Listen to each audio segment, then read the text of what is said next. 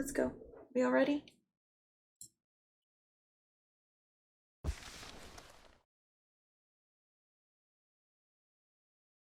Chapter 6.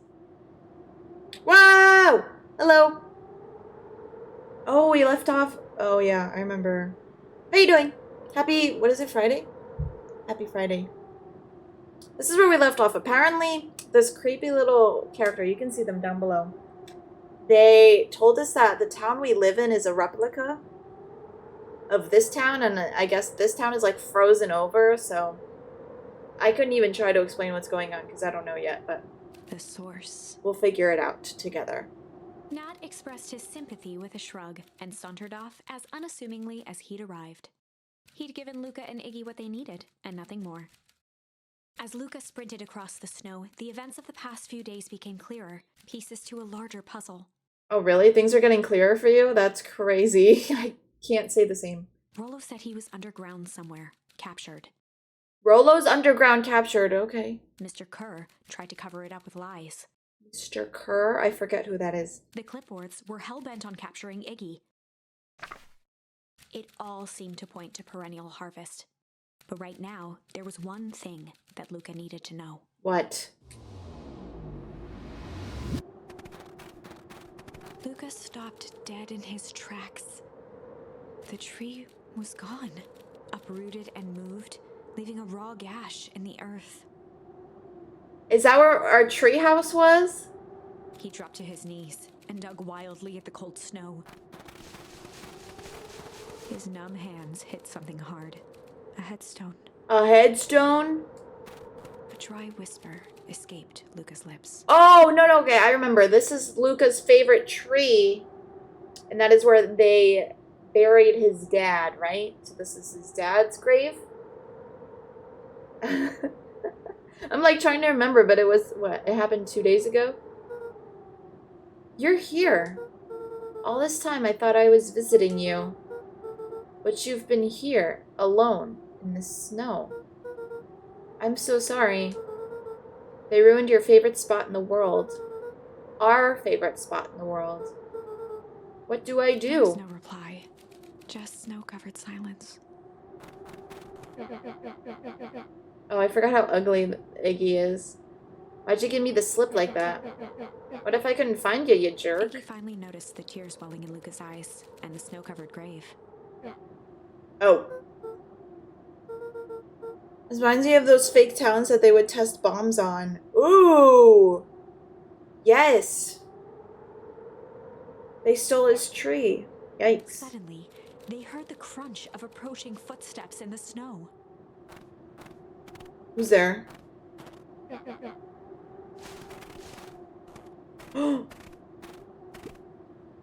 259K.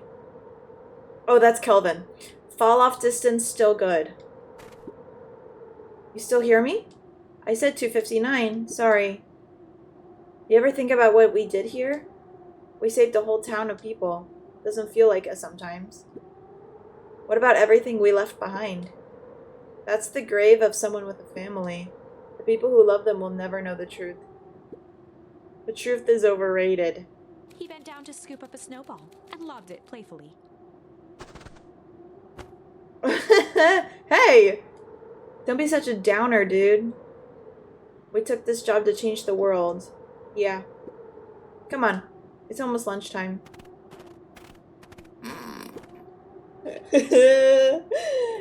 Weirdo.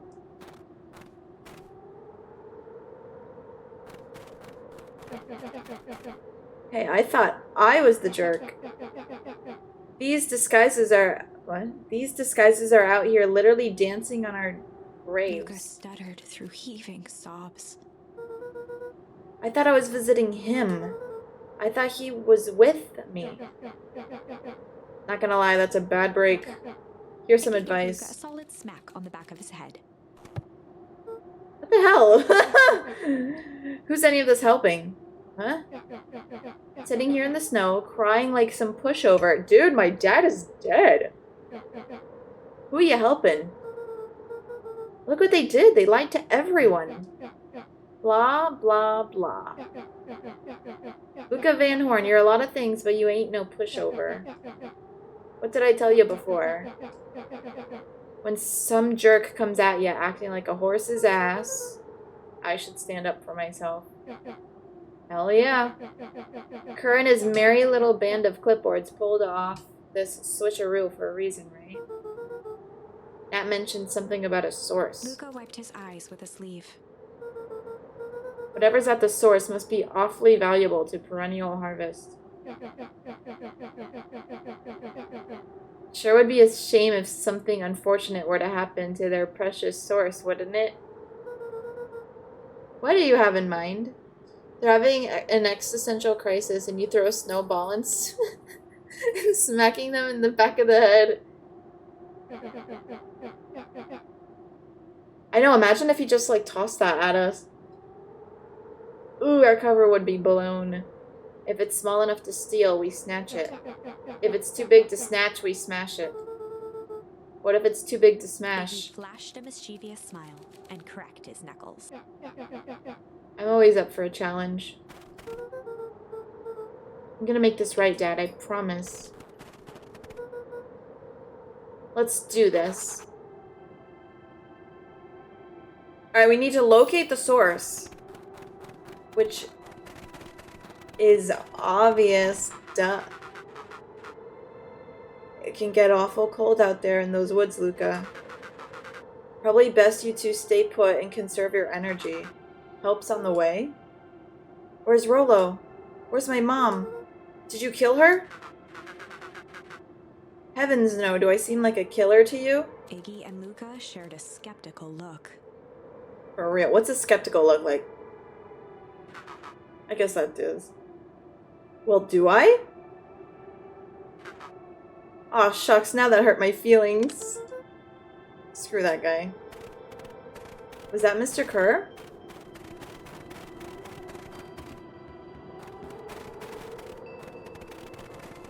Oh, we're getting somewhere. Wait a minute. If this is the original town, then that means...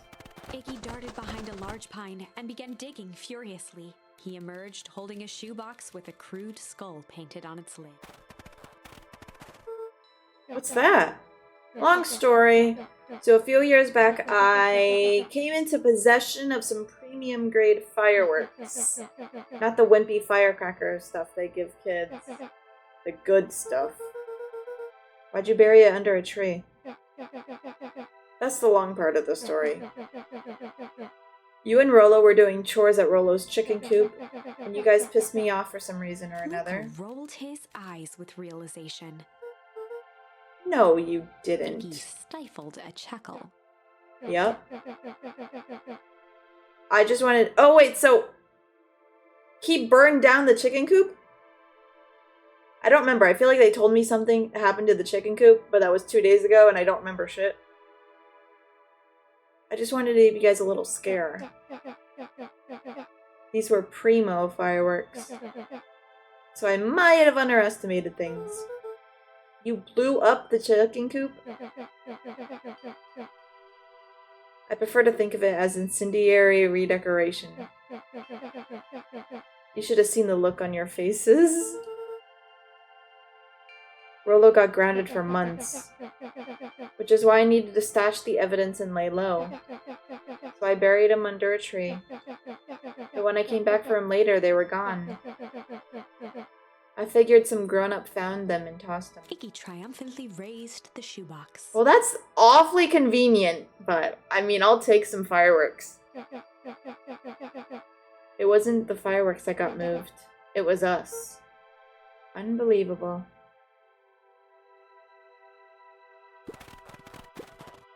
The fencing glistened. Oh. Each chain link encapsulated with a translucent layer of ice. Okay, that's too descriptive. Looks like the stuff they put up around Weep Wood. The stuff who put up? I don't know. Do you think this is a game? Newsflash, boyo. You're not a hero. You're a little brat who's in way over his head. A hero is just someone who refuses to give up. Comics these days are rotting children's brains. Everyone thinks they're a spaceman superhero. I was always partial to Hank Atomic myself. Is that so? You really think you have a chance against us? You have no idea how powerful we are. Prepare for a blast-off, loser. Bro blew up the chickens! Oh my god, not the chicken leg. I forgot how demanding, like, reading all the dialogue is.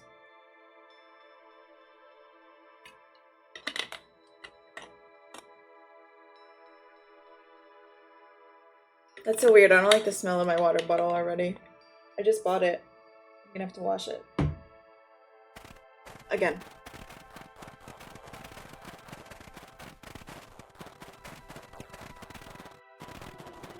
Oh, what is that?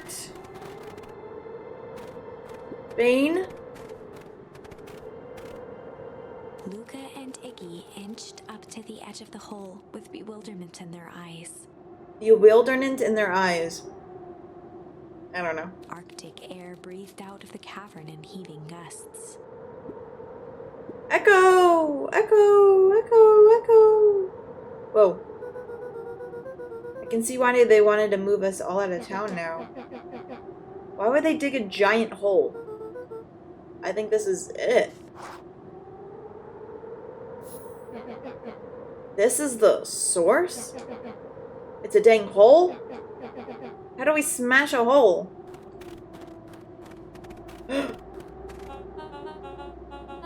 Oh, it's much more than that, my annoying little friend. Kerr. Where's Rollo? The smell...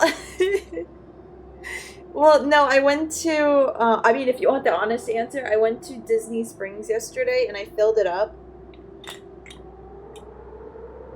I filled it up at one of those, like, soda machines at one of the restaurants. So maybe it touched, like, the communal, like, thing that you... I don't know if this is making sense, but maybe it, like... touched something that many other people touch. I wasn't lying before. He's safe. Safer than you two, at least. Drats, it's cold. You just had to drag me all the way down here, didn't you? Mr. Kerr gazed down the abyss in contemplation. Contemplation.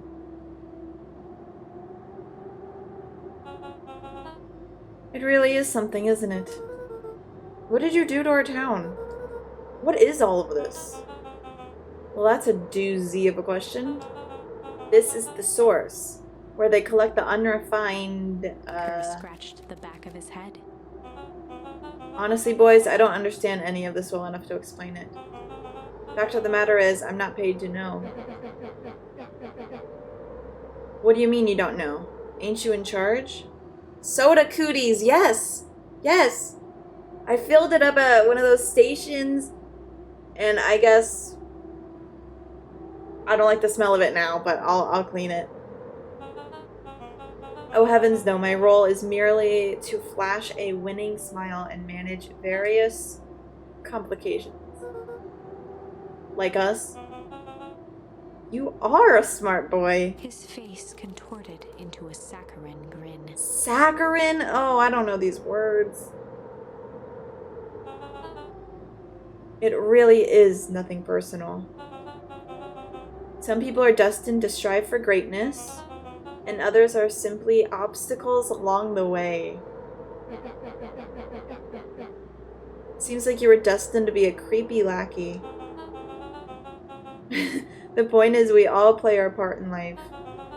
Mine just happened to be a lead, in the role of a lifetime, and you happen to be extras ready for your curtain call. We aren't giving up without a fight. Your smile is not going to be so winning after we're done with you. There's no need for melodrama. It makes even a professional such as myself embarrassed for you. Let's change the mood a bit. Kerr snapped his fingers. Scene change. There, that's better. Deal with them. Iggy turned to Luca with a sly Bro, if that was me, I'd jump in the hole. I don't even care what's down there. I don't care how many foot drop that is. I'm going down. Why are you smirking? I have a box full of fireworks and you don't. Iggy waved the box into the air, threatening to drop it down the hole. Stop. Let's not do something regrettable. Joke's on you, regret is one of my specialties. Out of curiosity, what would happen if I threw these in your precious hole? Nothing? Nothing at all? You're a terrible liar. I'll have you know, I'm an exceptional liar. But. That's far enough. Iggy plucked a single bottle rocket from the box and held it up with reverence. Reverence? Stop, you fool. Call off your goons. After a long pause, Mr. Kerr flung up his hand with frustration. Ugh. Like that. Very well. You can all head back for the night. It's been a long day. I'll handle these two from here. No, you know what I would do? I would push him in the hole. I wouldn't jump in. I would push him in the hole and then what would I do after that? That seems like a really shit idea. I'd still do it. It's tempting. It's just us now, Iggy. You can put that down. What, like this? With a nonchalant flick, Iggy tossed the firework into the hole. Ooh, something blew up down there. Ooh. Whoa. With a growl, Kerr leapt at Iggy, crashing through Luca. Iggy tried to twist away, but in the struggle they both tumbled over the side. Oh, of course they did. Forward, bracing Iggy's hand just before it slipped. His grip was made precarious by the cold, wet snow. He could see Kerr further down, clinging to Iggy's coat. Sorry. I just yawned with my eyes closed and my mouth closed. You reckless child! What have you done? Luca, listen to me. Hold on tight and use the walkie-talkie to call them back. How... what channel would I use? Doesn't make a damn difference. They're always listening. If you do that, the clipboards will just haul us up and snag us both. Okay, this sounds like a decision I'm gonna have to make soon. So I might die here. The only way you get out of this is if Kerr is out of the picture. Just let go and save yourself. If he lets go, we'd both die. I don't want to die, but seeing the look on your face almost makes it worth it. You've had a long life. Why don't you actually do something selfless and just let go? Mr. Kerr gasped with insult. Long life? I'll have you know I can still play 25. You should have heard us sing the part of Phileas Young. With a wild look in his eye, Mr. Kerr began to hum a proud melody. Dum dum dum dum dum dum. Wow, can you believe this guy? Luca's hand began to cramp. His voice began to crack. Uh-oh. Kerr, just let go. No can do. If you want to save your friend, you'll have to save me too. Luca, look at me. It's okay. Luca felt Iggy loosen his grasp. Oh my god, they're about to die. You aren't going to kill your friend like that, are you? Every muscle in Luca's body burned. I'll build you a monument. No, for real. Every man for himself.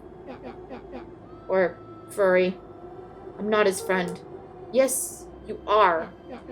Nah, I'm just a no-good bully. Like you, Kerr. Iggy, no! Luca felt his hand slipping. And I told you what you need to do with bullies. I can't. It's your only way out of this mess. Two birds with one stone. It makes sense for us to fall together.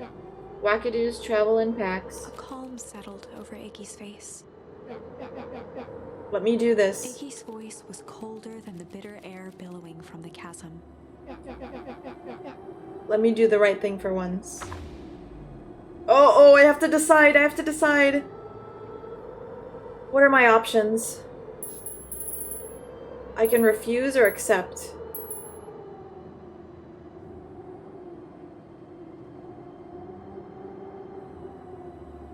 Listen, I want to go with accept because I did the same thing in Life is Strange. When Chloe asked me to kill her, it was a hard decision, but I was like, okay, if you want me to kill you so badly, I will provide. So I'm going to go accept. I'm going to accept that they're both gonna die.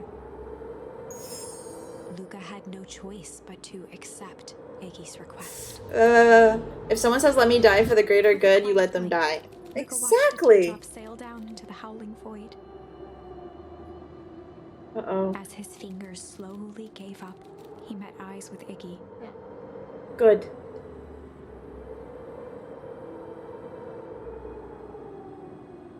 The two silhouettes were swallowed by darkness. Oh my god, not the firework.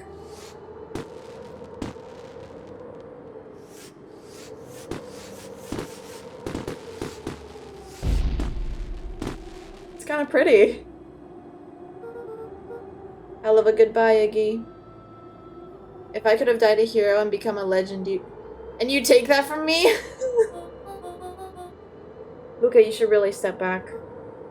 No, I agree. I did the same thing in Life is Strange, and it was a tough decision because I don't know. I mean, that's like your best friend. Your best friend's like asking you to kill them. The way I see it is you got to. You can't refuse something like that. What? Quickly.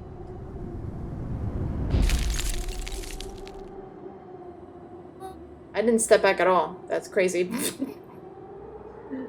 Curious. But of course. Those fireworks of Iggy's must have been just the right amount of energy. We should get out of here before perennial harvest arrives. Not until you tell me what just happened.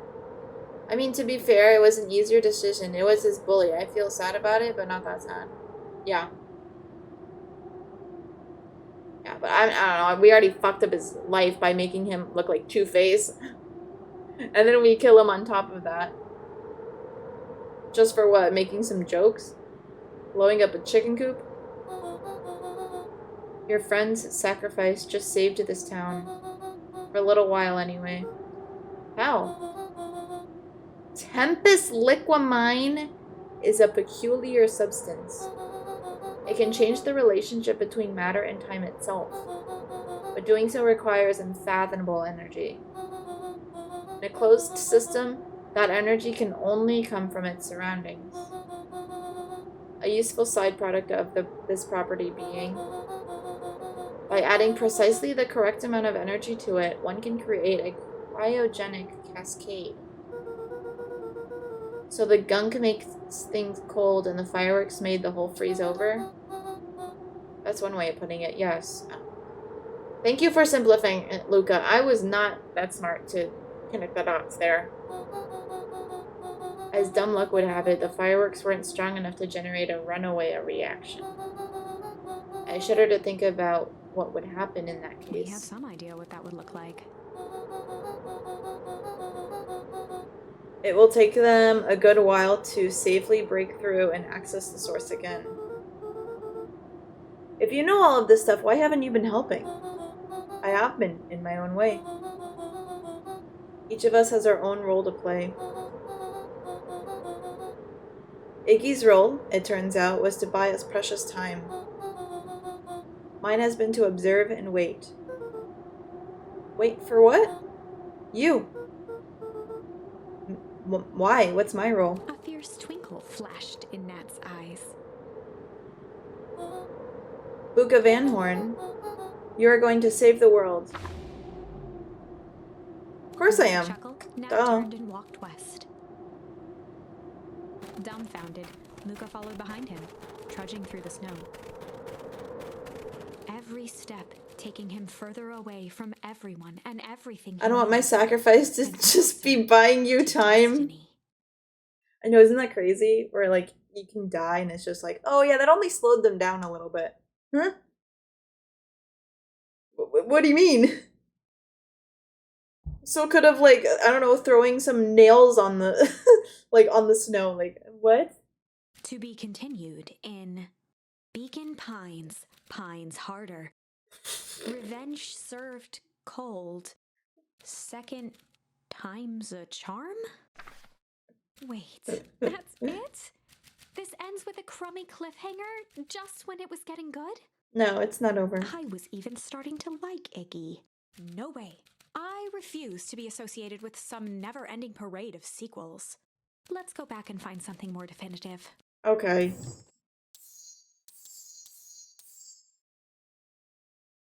Okay, we have some options here. We can either choose to refuse that earlier scenario. We could go back to this.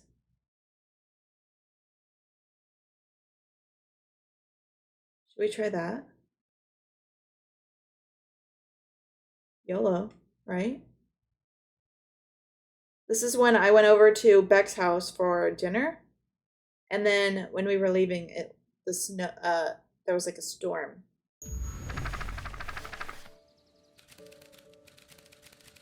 Luca began to respond, but the sky answered for him as the clouds above began to break.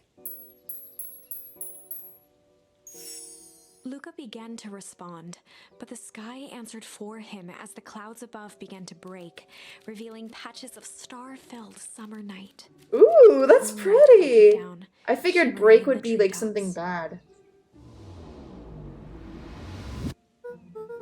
Sure, you can meet Rollo. You're not going home? No, I promised Rollo I'd tell him Luca about. stopped himself mid-sentence. You tell him what? Spit it out. We're thick as thieves now. If there's a juicy secret, you gotta tell me. Okay. You can come to the treehouse and I'll tell you both what happened.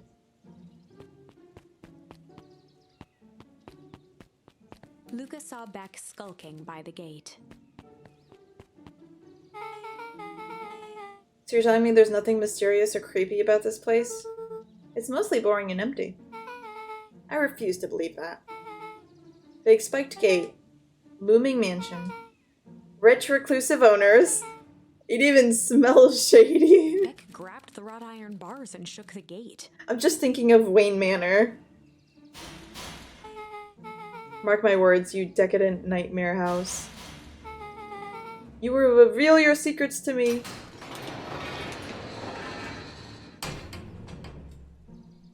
Wayne Manor would never open up that quickly, just saying. What did you do? First of all, I told you so. Second, hide.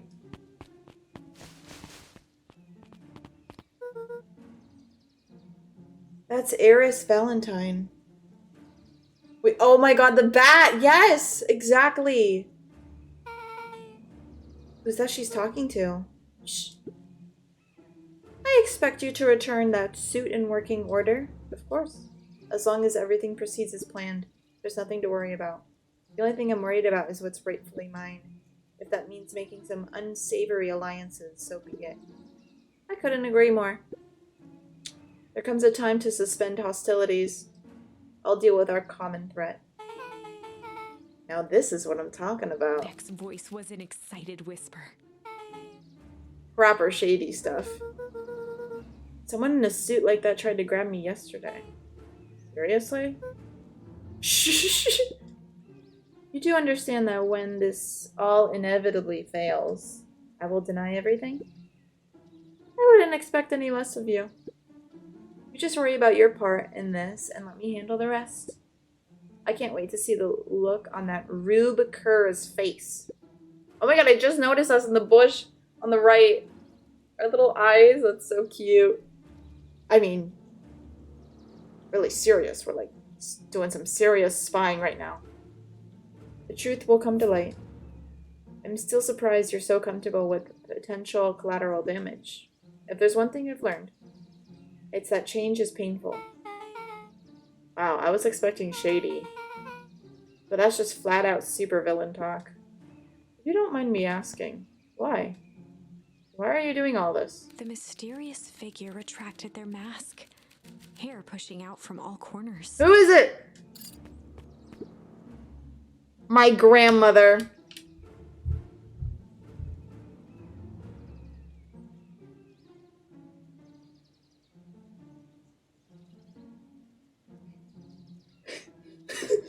The only guardian I have in my life? Are you serious? A chill ran down Luca's spine. His vision blurred. Beck stifled a sharp wince, and Luca looked down to see himself wrenching her hand. An answer I can certainly respect. Gran tussled her. Grandma's a double Asian! Just remember, keep everything nice and normal until the festival. I don't need lessons in rousing suspicion. Gran gave Eris a curt nod and disappeared into the night. See, what the hell is going on?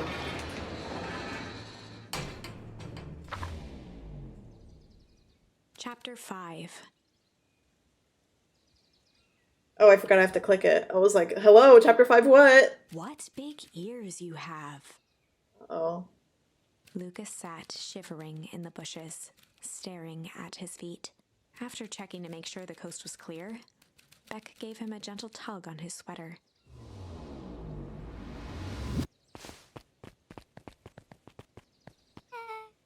What's wrong?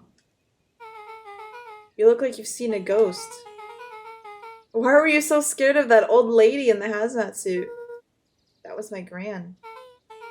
That was your gran? Yeah. Okay. Well, I'm sure there is a perfectly reasonable explanation for all of this. Let's just go to the treehouse and figure things out. Lead the way. Wow, that's actually crazy. The Valentine Mansion loomed over every other building in town, both figuratively and literally. I think I expected that creepy shop owner. The one who's like obsessed with my grandma, but like not in a nice way.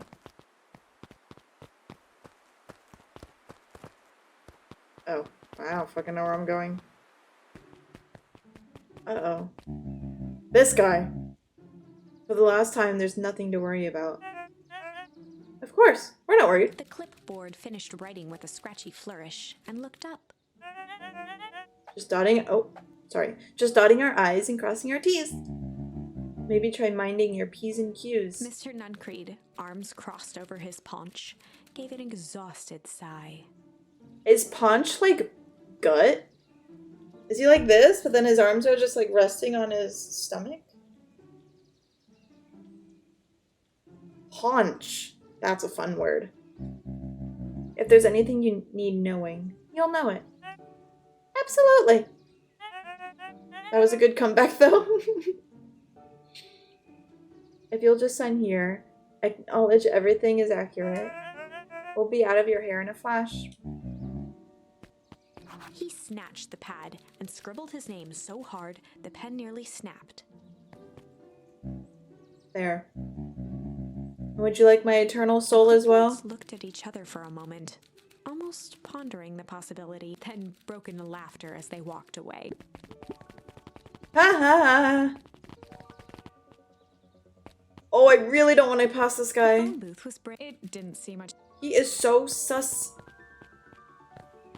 He's gonna stop me. Oh, he didn't stop me. Let's go. I'm not talking to him. He's so creepy.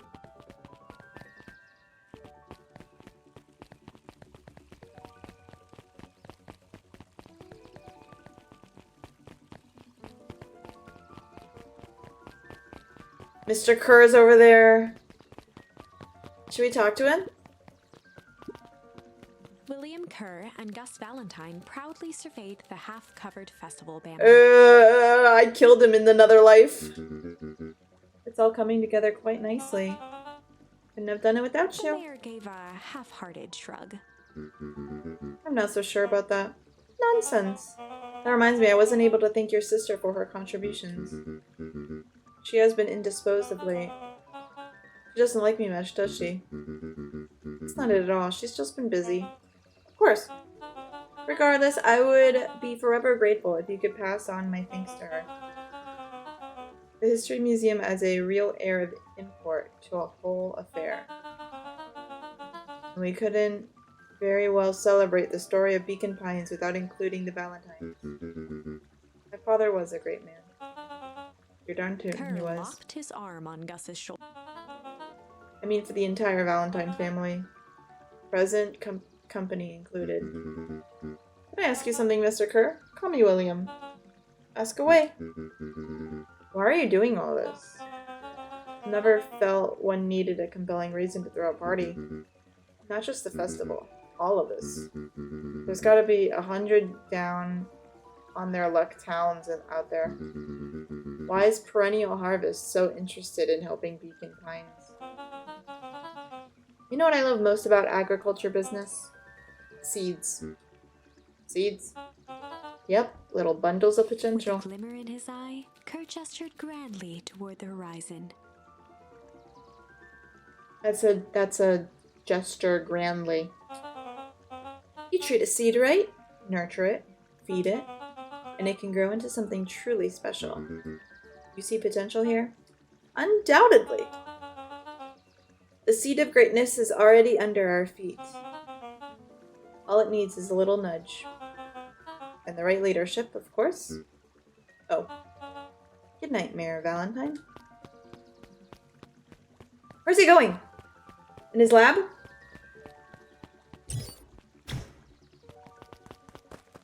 Sus.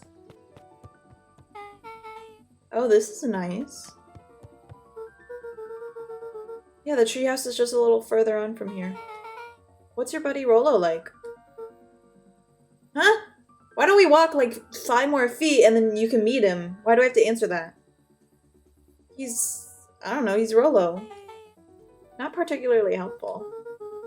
I've just never thought about it. Lots of energy. He's funny, even when he's not trying to be. Things have been tough for his family since the foul harvest. It's about damn time you tell me what the foul harvest thingy is.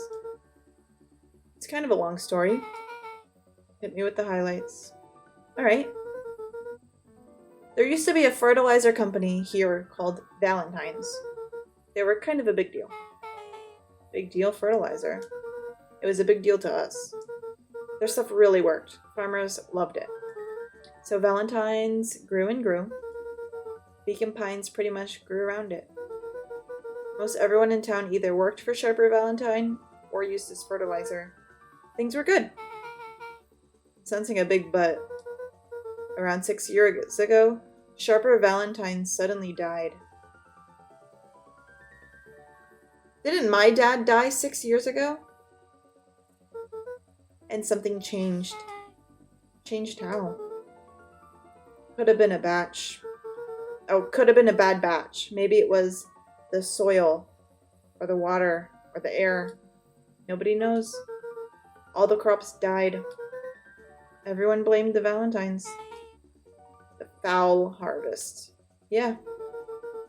Valentine's fertilizer went out of business. Damn, okay, they got cancel culture in Beacon Pines. Half of the town lost their jobs. Sheesh.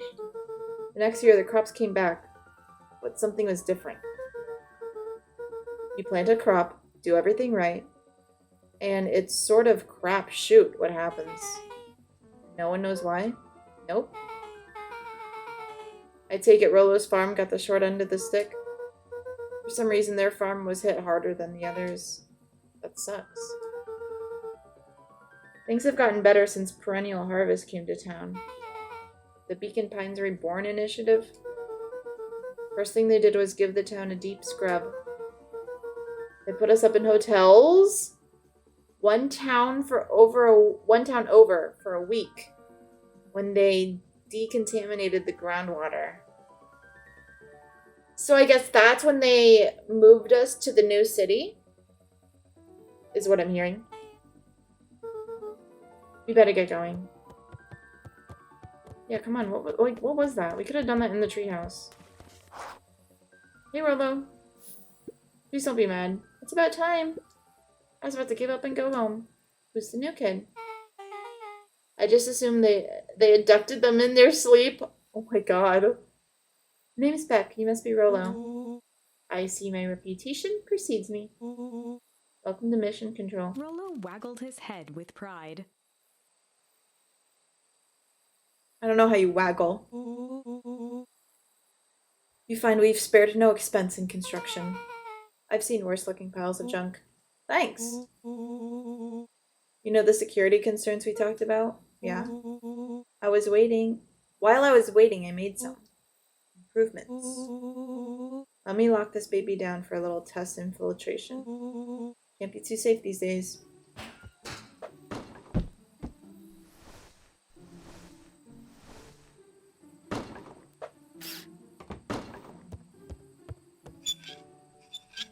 Ooh.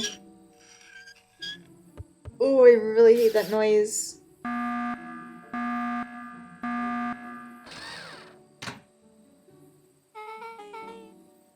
He goes all out, doesn't he?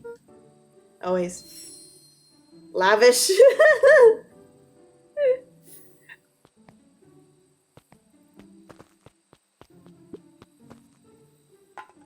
Assuming I need to throw this at that.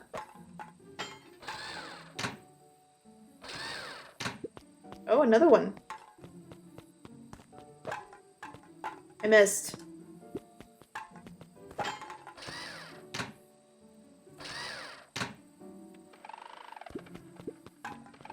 Oh no, it moves! Oh, it's fine.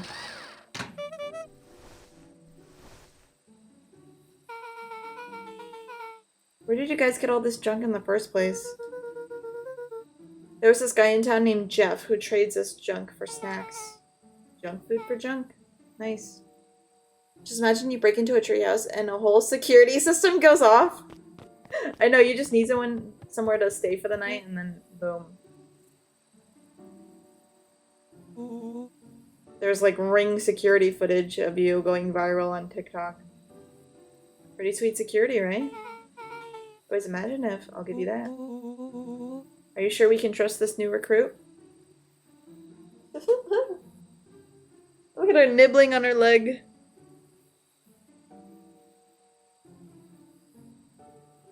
As long as she's still comfortable and sitting down. I'll vouch for her. Thanks, I guess?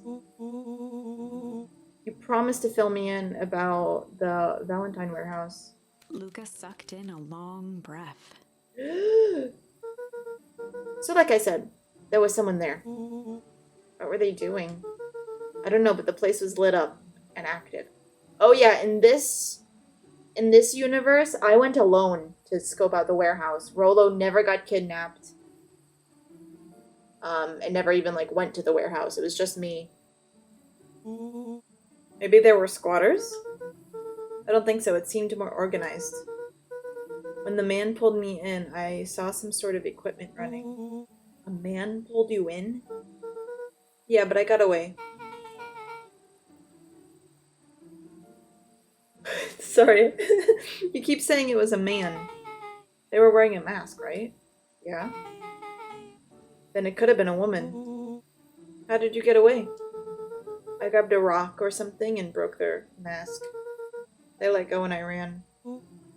Dang. That's intense.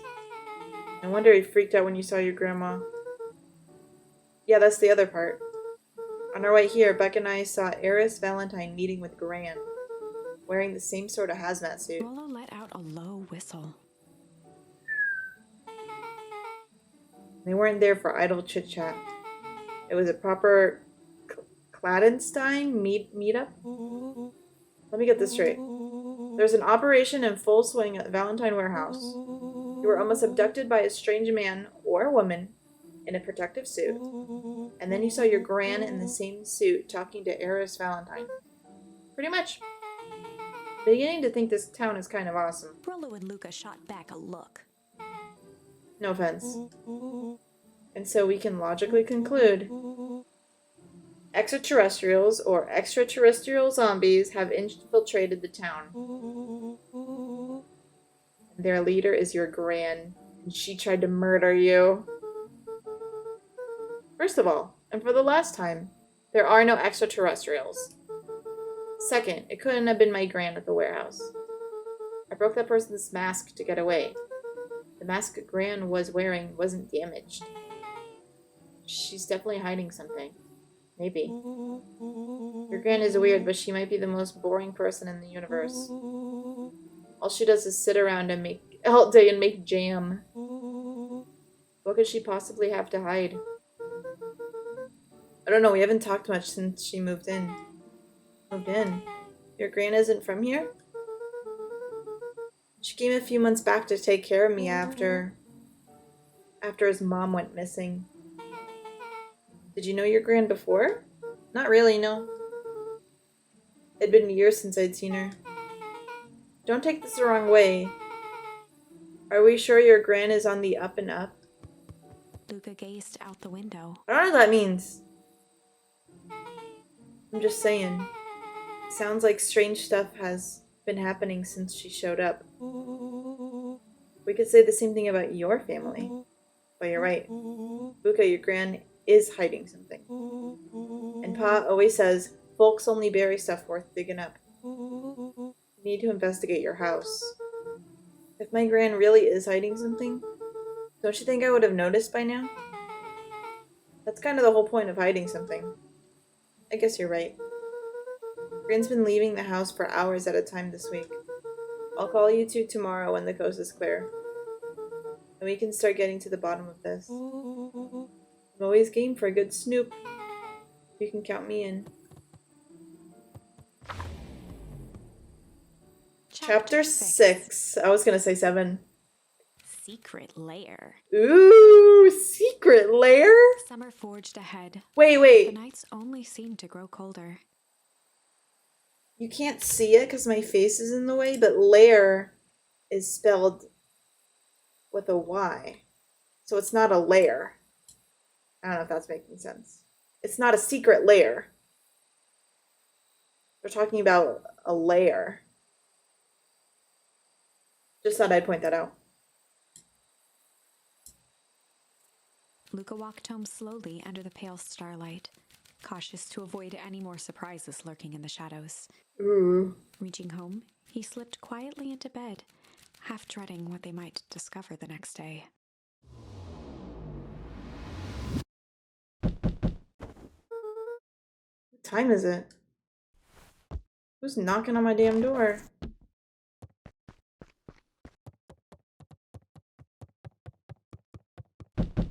I knew they were gonna knock again. Oh my god. Stop.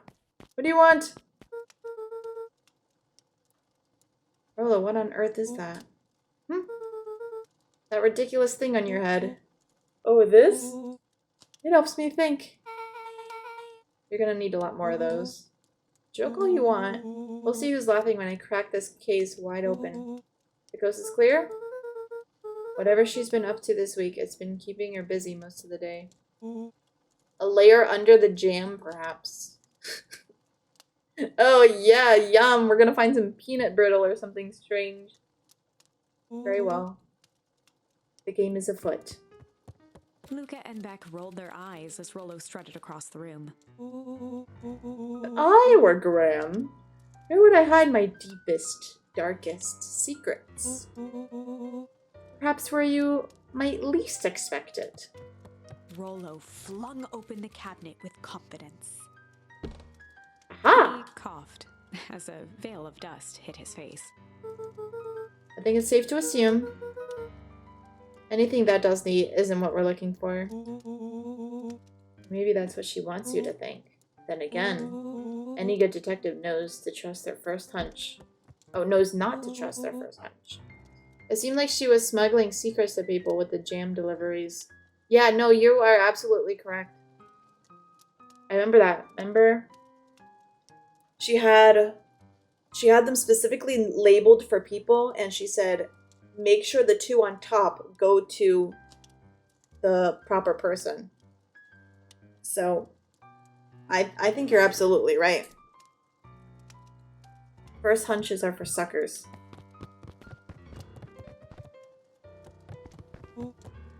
Eureka! She's lit a fire in order to burn the evidence. She keeps that fire going every day, Rolo. Drat, it may already be too late. Just think about the mounds of documents lost to ash. I'm gonna stop you right there. Can we just think for a moment? Is there anywhere Gran doesn't want you to go? Yeah, the closet upstairs. So maybe it stands to reason that we should check there first? No dice, it's locked. Well, well, well. Look who stands to reason now. And I have no idea where the key is. If it really is that important, then she probably keeps it with her. Anywhere else? She has her berry bushes. Who has ever thought, I'm going to take this important thing and hook it in a bush? True? Anything else? Maybe something out of the ordinary? Well? Oh, she's fine. She is always worried I'll break her fancy dishware in the kitchen. But it doesn't matter anyway, I can't reach the latch. A look of realization crept onto Luca's face. All three kids snapped to glance at each other, then sprinted in turn toward the kitchen.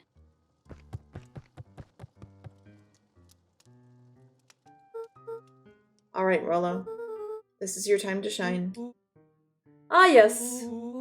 You've called upon my expert detective skills. And now I shall proceed with... Before he could finish, Luca scrambled up Rolo's back. Hey, this isn't my idea of detective work. Every squad needs a good lockpick. And every good lockpick needs a sturdy head to sit on. This is beneath my standing. Stop complaining and hold still. Got it! The three crowded around the hutch to peer in. With the glass doors opened, a perfect porcelain display gleamed in front of them. Their eyes searched for anything amiss, but the only distinct feature was its impeccability. Well, that was anticlimactic. Yeah. I didn't really know what we were expecting. Like, oh hey, let me just yank on this random teacup As Beth and... pulled on one of the teacups, it slanted forward with a hollow click. The entire hutch began to rustle and slide under its own power. Seems like your Gran has been doing some remodeling. Only... Oh my god, it is a secret layer! Only two types of people have secret layers. Evil masterminds and superheroes. Gran got a bat cave! Which one do we think it is? We're about to find out. What's it gonna be? I'm expecting some sort of like lab.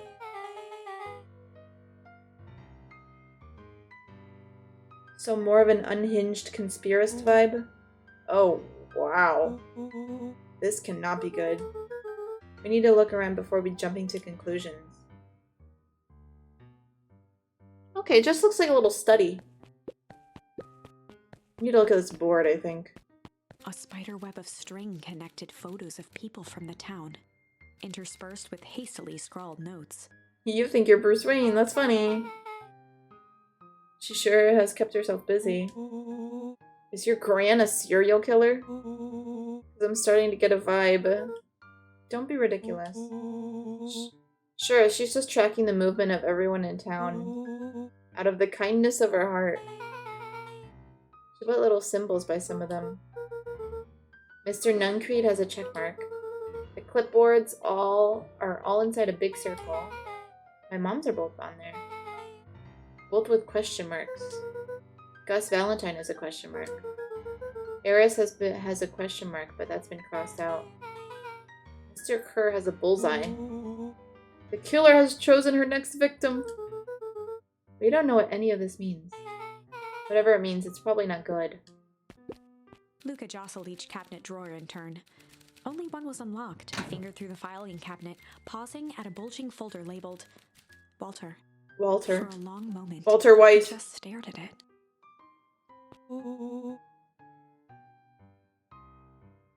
What do you got there? It's my dad. Looks like some of his old medical files. Your dad was a doctor? Luca nodded and caressed the label with his thumb. Are you gonna read it? Let me help. Rollo swiped the folder from the drawer and began leafing through the pages. He whistled to himself, barely looking at the text. I gotta go work. Don't solve the mystery without me. Oh no. Have a good shift. I will try not to. How about you actually read some of it? One sec. Hey Becca, welcome in. How are you doing? Happy Friday. Are you excited that it's the weekend? Dense documents such as this are a lot like a cheeseburger. It's best to skip straight to the middle. That's where all the meaty bits live. I had no idea we were in the presence of a preeminent scholar in dense documents. And cheeseburgers. By all means, proceed. He stopped at a page and mimed, holding up a monocle. How do you do that? I guess like that? So happy to do nothing but read this weekend? Ooh! What are you gonna be reading? I need to get back into Percy Jackson. I haven't made progress since I came back. Here we are. Although yesterday I went to Disney Springs. It was fun. I got a burger, a donut, and I got some treats from a bakery. It was really good. Follow-up examination of Terrence Welby. Patient shows further signs of paleness and malaise. Body temperature continues to drop. He now describes soreness of muscles and joints. This is similar to the symptoms exhibited by Mrs. Welby just a few days past. Still waiting on lab results from Joseph. Rollo looked up with heightened surprise. I'm currently reading Give Me Butterflies by Gillian Meadows. It's cute. So far? Okay, I figured you meant far. Or you were saying that the book is like really fat. But I guess right. It's cute so far? That's good. Is it like a romance? See? Creepy. It's kind of disturbing. Who's Joseph? That's Mr. Nuncreed's name. Wait. Rollo's finger traced across the page. There's 3 more scribbled in the margins. Could it be contagious? Mr. Welby claims the tap water at his home had been contaminated. Perhaps environmental? Lab results only raise more questions. It's like he came back to the report later to make those notes. So it might be related to something else. Rollo scanned through several more pages. Oh, what's happening in the game is, we found a secret lair that my grandma has. Apparently she's been, like, working for the bad guys. So we're trying to figure out, like, what's in this lair, how is my grandma involved, what's going on.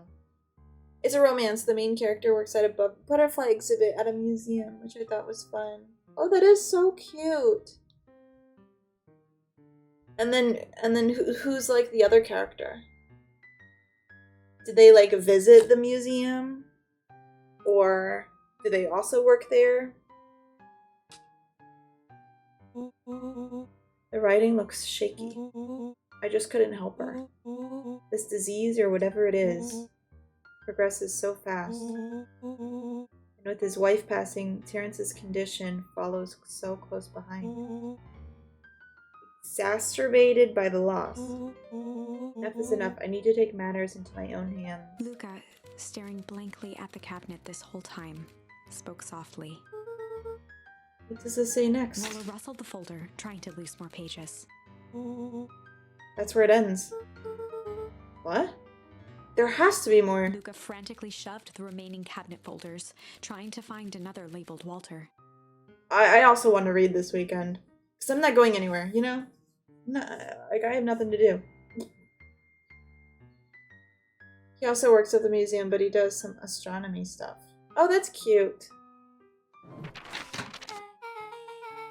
I think that's the only one. It's alphabetical, see? What did he mean enough is enough? How did he take matters into his own hands? This is bullshit. Luca slammed the drawer shut. Oh my god, Luca's pissed. What's this? We have some stuff to investigate. I'm supposed to go to a wedding reception tomorrow, but I don't want to. Oh yeah, I remember. You don't want to go? Why? Are you just feeling a little lazy? Or you'd rather stay home? What do we have here? Barrels marked caution explosive. And jam jars? That's enough jam to feed the whole town. What kind of incendiary jam is your gran making?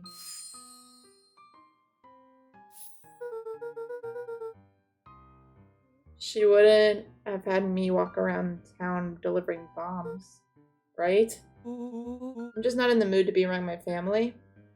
Valid. My extended family can be a lot. I understand. I understand. Rollo casually spun open a lid and dipped his finger in the jam. Huckleberries? He smacked his lips. A hint of brown sugar? And ink. What? Rollo plunged his hand in the jar, fishing out a soggy slip of paper. Ugh, what are you, Daredevil? You can taste every ingredient? Ha! Rollo offered the slimy note to Luca and licked his fingers clean. It's addressed to Mrs. Fratelli. A grand jamgram? Last night I used the disguise Eris provided to scout the location. The timing window should be possible. Operation Sparkplug is a go.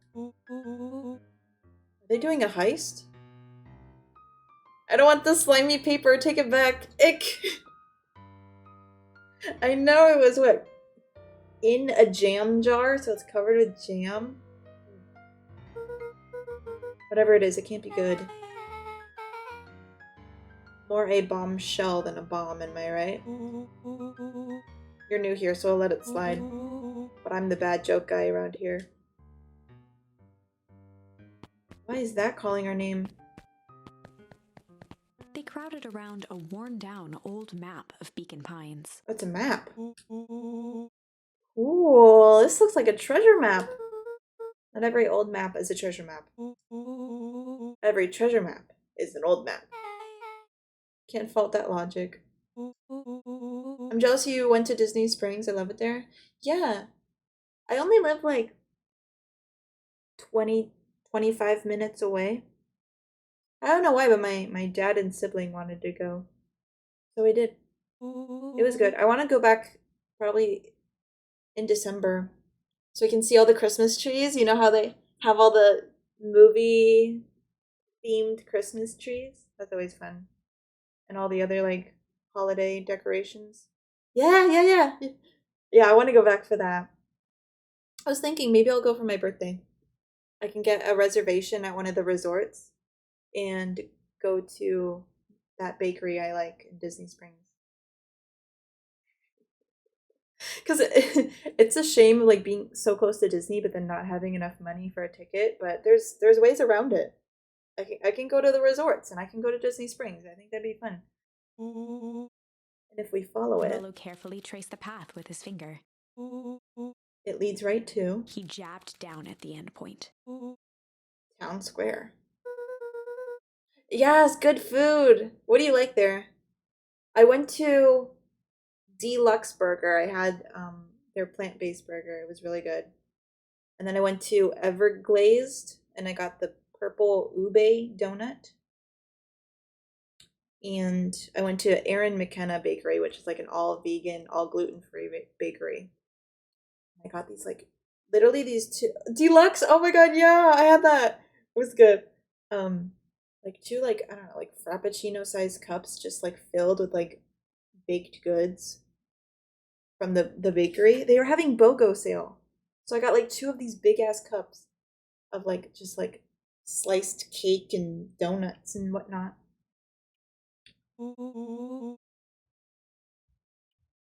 What a weird place to hide treasure. That doesn't look like treasure to me. The end of the path on the map has the same symbols as those explosives over there. It's not hidden treasure? A real bummer. What's the thing you've been excited about for the past month? The festival. Gulp?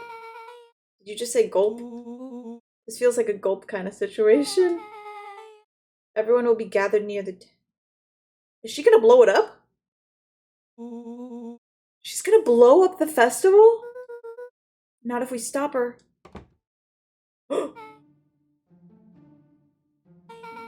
What was that? Luca looked up from the map. What was that? I heard it too. That was the front door. Which means someone just shut the door. Which means someone's upstairs. Hit the lights. Beck flicked off the light, and they became statues in the dark. Disney Springs and the resorts can be so much fun, to be honest. Yes, I agree. I need to utilize living there more, even if I don't go to the parks. I think I'll do that in a few months when it's my birthday. I was trying to check if I could do a reservation now, but it goes until November, so I have to wait another month. Your favorite place closed? No, what was it? I don't know if I had a favorite place. I tried the Edison. I like Edison. I had Maria and Enzo's. I don't really remember any others. But my dad and sibling, they got I think they went to the pizza place inside of Maria and Enzo's. It's called like the pizza place or something. They got slices of pizza and then I got deluxe burger. Overhead, creaking floorboards bent under slow, deliberate steps. The kids looked up, the tilt of their necks following each footfall. Uh-oh. I don't think that's Grandma. Who is that Suddenly, thick that's causing the wood to crack? Without realizing, they'd been holding their breath. All three exhaled shakily and glanced at each other. A muffled male voice broke the silence. Male? That's scary. That's scary. Oh, that's that guy. What's his name? Tolliver? Tolliver, right? The final few footsteps reached the entrance above them, and the voice now echoed down the stairs. Anyone down there? The three kids shuffled to the corners without a peep. As he began to descend the stairs, uh-oh, he's coming down here. Punctuated every new step. Thump. What was that? Yoo-hoo! I'm not here to hurt anyone. I'm just here to help. Just... At the bottom step, the man paused, squinting to search the room for signs of life. A Cuban restaurant? Oh, that sucks. I would have loved that. Oh. Haleo? I saw Haleo.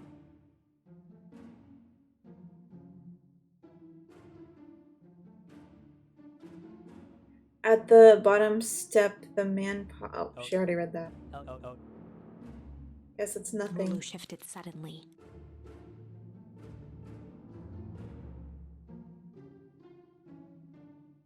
Who's that? Oh, that's the other person?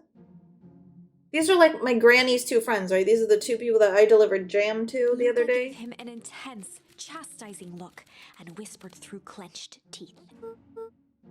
Rollo, don't. It was too late. Rollo was already inching toward the stairway. He screeched as he charged toward the shadowy figure. Wait, why did that look like his sister? Flaming chicken coop. With all his weight, Rollo tackled the man to the ground. Rollo? Mysterious creepy man? Anyone there? From the dark corner, they saw something move. I didn't know if I had it in me. But there was only one way to find out. Holy crap, Rollo, that was awesome. Did you just kill that person? Luca scrambled to the hunched figure on the ground. Pressing his fingers to the man's neck, he sighed with relief. Oh, that silhouette I was trying to figure out. I guess that was Rollo. I'm just really stupid. I was like, oh my god, there's another figure coming in? No. You sure clobbered him good, Rolo. He's knocked out cold. As Beck flicked back on the light, Luca and Rollo both gasped in stereo. I knew it was him. Tolliver. Chapter 7. The Interrogation of Hiram Tolliver. Still unconscious, Mr. Tolliver slumped heavily in a shoddy Damn, he chair. got unconscious? His hands were bound with rope, his feet tied with some loose string. The kids huddled in a circle, discussing their plan. One thing was certain, they couldn't just let Mr. Tolliver go. Damn, I know, right? That's crazy. They needed to know what he was doing in Luca's house. After some deliberation, it was decided. They'd run the classic good cop, blank cop. Definitely hard cop. Good cop, hard cop. They'd run the classic good cop, hard cop interrogation. Hell yeah. Rollo brandished a steely gaze. I've got this. Read about it 100 times. This is not gonna go good, is it?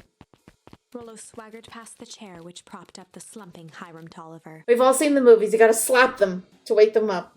Without even looking at his captive, he began with a long, blustery drawl. Well, well, well. Mr.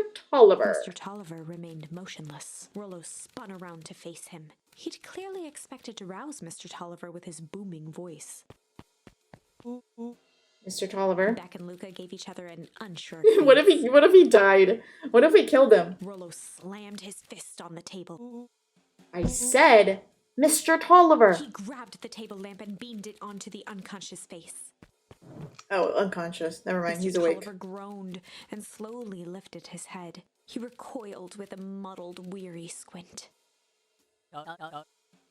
What in the world?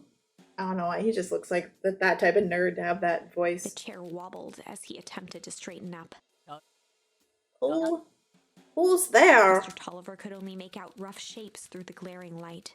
With a gruff tone, Rollo hoped to both conceal his voice and intimidate. I'll be asking the questions here, punk. Now hold on. Let's just calm down. Oh, I am calm. Calm as a carrot in dirt. As for you, looks like you're sweating. The doubtful expression on Beck and Luca's faces transformed into awe. We can do this my way, or...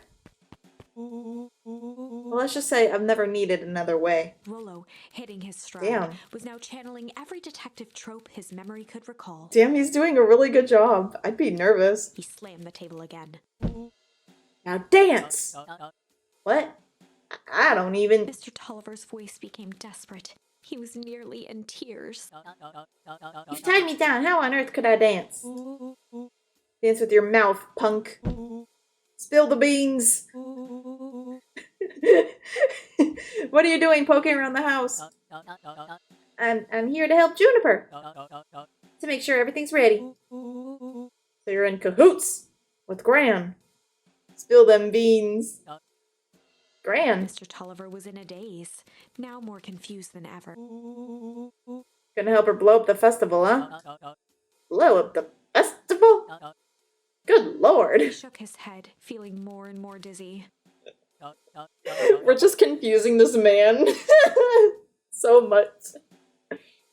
No. You got it all wrong. Where is she now? She's headed to the source. Source? What's the source? It's where His voice faded to a whisper. the town began. Where it all began. What is Operation Sparkplug? With that, Mr. Tolliver passed out cold. Huh? Rollo swung around with a repentant grimace. Damn, Rollo. I think you went a little too hard on him. What did he say about the source? It's where the town began? Need more information. We better not push Mr. Tolliver any farther. Is there anyone else who might know more? Duh, Mrs. Fratelli. What about the History Museum? It just got set up for the festival. That tent was put up by the Valentines. Everything they do is just a bunch of fluff to glorify themselves. Is there anything more reliable? The library. If there's any information about this source thing, Kato can help us find it. Let's go get some answers.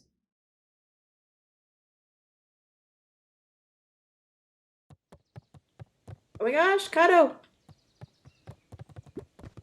My favorite penguin that works in a library. Because I know so many, but you're my favorite.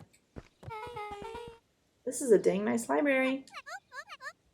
Thanks, we work hard on it. Aren't you a little too adorable to be a librarian? Adorable. Oh, Kato hung out here so much, eventually they gave him a set of keys. I just keep an eye on the place for Mrs. Kovac sometimes. They got you working for free? It's quiet and I get access to all the books I can read. What more could a person want? Oh, you are getting manipulated. This is some child labor, no pay type situation. What can I do for you all? We need a favor. I already told you in Rolo, I can't put you any higher on the wait list for the next Hankaton. And if you're here with more candy, I'll have you know it can't be bought. Call it a personal code of conscience. We're looking to do some research. Now you're speaking my language. What are you looking for? That's the thing, we sort of don't know. What do you got here on the history of the town? There's the county record archives. What's in those? Births, deaths, newspaper clippings, stuff like that. Pretty boring reading. But they do all go all the way back to when the town was founded. Nice! Chapter 8. 6 feet under, 3 towns over. Oh, wow. The kids spent the rest of the afternoon combing through dusty piles of old county records. Who's 6 feet under? Desperately searching for anything that could help them make sense of Mr. Tolliver's cryptic utterance. Luca tried to shake the thought of Gran's basement, but his focus wavered. Explosives, messages hidden in jam, dossiers on various town figures, and a corkboard threaded with photos. Gran was the only family he had left. He still couldn't bring himself to believe the worst. She's either really sus or just a strange scrapbooker.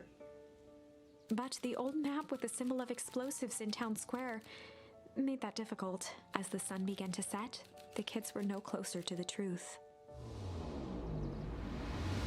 If I have to read any more records, my eyeballs are gonna pop. We have to keep digging.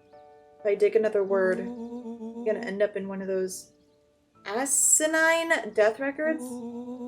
Rollo Cotter lived a full and wonderful life till he read so much boring crud that his brain oozed out of his ears. Rollo shut his book with an assertive nod. You got a better idea. Spit it out. You sound like my sister. Keep pushing your luck, pal. And it won't be boring county records that kill you. I'll put you in the obituaries myself! Rollo muttered under his breath. You're a county record. Really? That's the best you got? When I'm done with you, you'll be the footnote in history. Just like her finger down on the open page before glancing down to read. J. Hartford here. I'd love to see you try. Hey. We're all a little tired. Let's just take a minute and... Something tickled the back of Luca's mind. What was that name, Beck? J. Hartford. From Brookfield Tribune 8 years ago. Oh, hey, Floofy. What was going on with Twitch? Isn't it a shit website? I swear, Amazon is like ruining its own website. What is it? J. Hartford. That's my grand's name. Juniper Hartford. Maybe there were 2 J. Hartfords? Mrs. Hartford survived by her young daughter, E. Hartford. My mom's name is Eleanor. This is getting creepy. If your gran is 6 feet under 3 towns over, who am I living with? The question hung in the air. So my real grandmother is dead? I've been suffering for hours. Both Twitch and my internet have not been cooperating. Oh, really? That is so strange.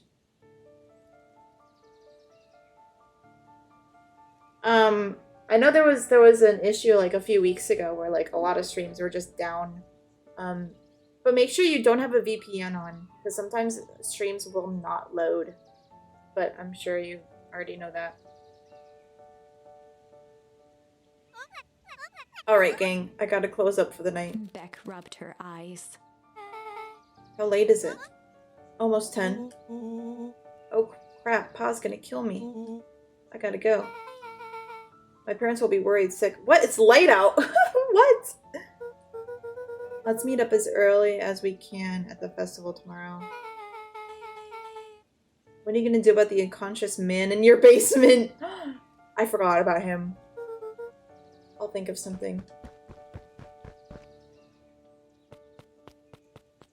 Luca's heart was pounding as he approached the house. Uh-oh. If he was lucky, Gran, or whoever it was, hadn't gotten back yet. And of course, there was Mr. Tolliver tied up and unconscious in the basement. Whoops. Dealing with him would be the first order of business. Luca shook out his arms to calm his nerves before entering. God, I came in at the my real mother is dead realization. Yeah, no, that was a big mic drop as soon as you arrived. She's sleeping. She's sleeping. He held perfectly still, tempering his breath, and listened closely. So what we've just learned is that my real grandma is dead. So whoever the fuck is sleeping in that chair is not Granny. I'm scared. She was asleep. His only hope was that she hadn't found Mr. Tolliver before dozing off. I need to check on him in the basement. Go really slow.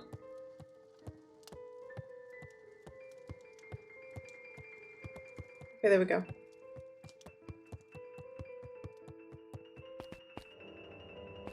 He's gone. Oh no. Oh my god, love the stars. Thank you for the lurk. I hope you're well. Mr. Tolliver was nowhere to be seen. Uh-oh, that's really not good. Big bad wolf type shit. Oh my god, Floofy, you're right. They made a reference to Big Bad Wolf earlier. I forget what it was. Or I guess to the story Red Riding Hood. I forget what it is. I think it was like what big ears you have or something. Or maybe Gran knew everything. Uh-oh. What do I do? Luca's hungry stomach groaned. Not realizing it, he'd gone the entire day without eating. I can figure this out. Just need a little brain food. Luca rushed over to the pile of jam jars, unscrewed one, and shoveled a handful into his mouth. I'm afraid your jam delivery will be He delayed. flipped the lid to read the label. Mr. Nuncreed, hee hee. Now I can think. So if Gran knows we tied up Mr. Tolliver, I'm screwed. If she doesn't know, then I need to play it cool. I guess the only option is to go to bed and act as if nothing is wrong. Gran will think Mr. Tolliver finished what he was sent to do and left when he was done.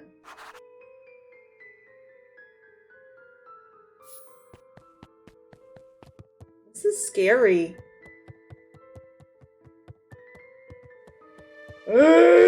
Where is she? Oh, you're eating Pop-Tarts? Yum. Stick to the plan. Oh my gosh, I went to a bakery yesterday. Well, I went to two places. I went to a donut place and I got a donut, and then I went to a bakery.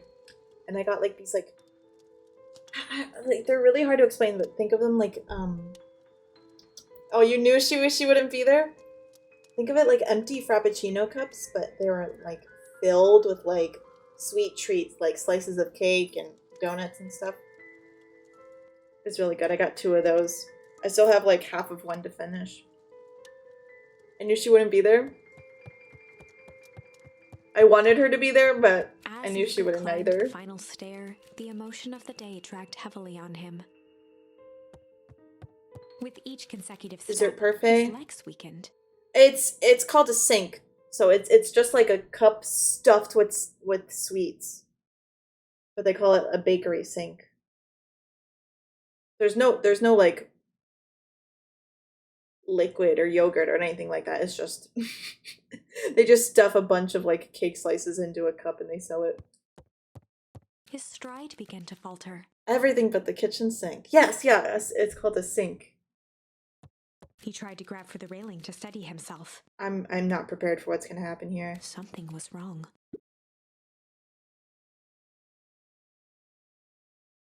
Oh, you call them parfaits?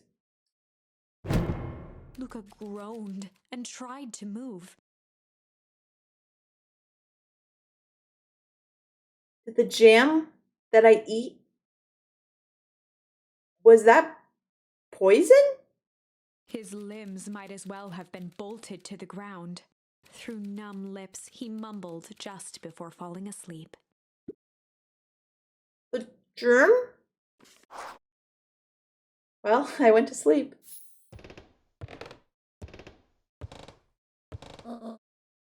Sweet boy.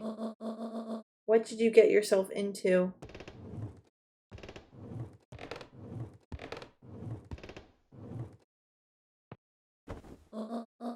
Rest now and let me handle everything.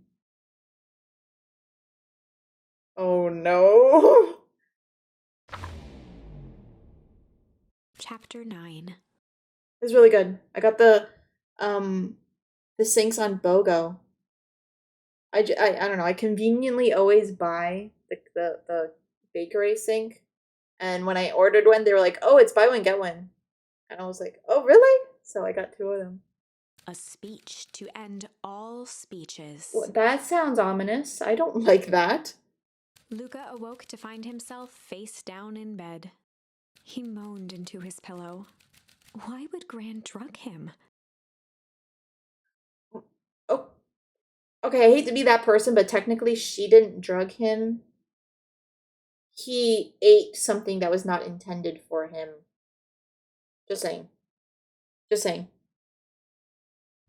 Or rather, why was she trying to drug Mr. Nuncreed? Thank you. Thank you. That's what I was getting at.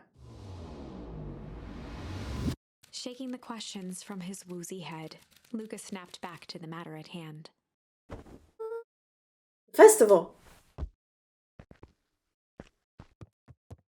Honestly, I would drug that creepy guy too.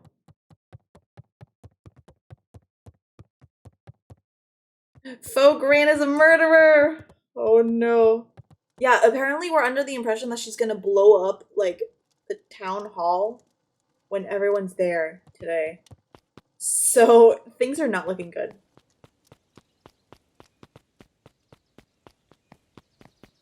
Oh my god, it's my friends. Hello. Where have you been? Gran put something in the jam. We know, secret messages for secret conspirators. Not this one. The one intended for Mr. Nuncreed. Put me to sleep. Whoa. Ho, ho. Sly devil. I let my dog out and it's raining. Oh, you got wet? I think she's trying to remove him from the equation. What? Yeah, we found her secret lair. And we found out that among the jams, she also had explosives. And she had this map of town. And town hall was circled. Bottom of my pants are soaked. This is so rude. Oh, no. Have you found anything? We looked around, but we haven't seen anything odd. Your Gran is nowhere to be found. Mr. Nuncreed is just loafing around, waiting for the speech. What speech? Mayor Gus just got up to the podium. Everyone is gathering at the stage. Let's get moving. Oh my god. Augustus Valentine nervously wiped his brow. There's so many characters I've never spoke to. That's crazy. The feeling of pants soaked at the bottom is the worst. Yes, and socks. Don't you guys hate it when you're like walking somewhere and it's raining and not only your shoes get wet, but your socks get wet. It's my least favorite. I'm Augustus Valentine, your mayor, and I suppose you already know that. Oh, yeah. Before we get... This is me giving a presentation. Before we get started, I just wanted to take a moment to recognize someone who couldn't be here today. This town wouldn't be where it is today without my father, Sharper Valentine. So I thought we could begin with a round of applause, fitting such a great man. Wow. Wow, that is dry. When your shoes and socks are soaked, it's awful. Yes. Yes. I hate it. Especially when it's like just a little part of the sock. Ugh. Even that's more than the old codger deserves. I don't know that word. Gus cleared his throat and awkwardly loosened his tie. Right. Where was I? William Kerr bounded on the stage with the energy of a preacher at a big tent revival. Gus Valentine, He everyone. gave Gus a hearty slap on the back and motioned him off the stage. Damn. Let's hear it for our mayor. What a great turnout. Ah, heck, I didn't prepare anything. But I suppose I could say a few words. Would be a shame to waste such a beautiful podium. Mr. Kerr pulled a thick stack of note cards out from his vest. Community, conviction, commitment. These are the things we celebrate at Perennial Harvest. For us, these are all the pillars of the bridge to a better tomorrow. But I think it's time to add a new pillar. Change. Change is a powerful thing. It's inexorable, unavoidable, and undeniable. And I am dadgum thankful for it. Change is the reason we're all together today. It's hard for me to believe that it was only 4 years ago when fate brought me here. She's sus! A simple business trip which brought me to a small town which would change my life forever. Mr. Kerr took a moment to survey the crowd. Oh yeah, do you know any background farther than like the grandma stuff? Mr. Kerr took him. Oh yeah. You know what? He wiped away a single tear. From the second I set foot in Beacon Pines, something about this place has held me captive. You see, change represents opportunity. It represents potential. No? Gotcha. Okay. I won't say anything, so you can see what happens. But it's kind of like Life is Strange, so we've like had alternate realities and alternate endings already. And this is just like one of the previous ones. So it's really interesting the way everything's like building together. It was change that helped me recognize the potential of this place. To see that people of this town, despite suffering great loss, still held on to things that made them special. He thumped the podium to emphasize each word. Community, conviction, commitment, change. Mr. Kerr nodded confidently, biting his lip. The crowd was silent, in rapt attention. Fate made a perfect match that day. Nothing is more important to you all than community. and perennial harvest is a community. First and foremost. Mr. Kerr methodically made eye contact with each section of the crowd. I'm having way too much acting this out. Like, I'm having way too much fun with this. The only way you made it through the foul harvest was an unshakable conviction. A conviction that has a better tomorrow. Oh, I messed it up. A conviction that a better tomorrow was just over the horizon. Perennial Harvest was founded on the conviction that we are that horizon.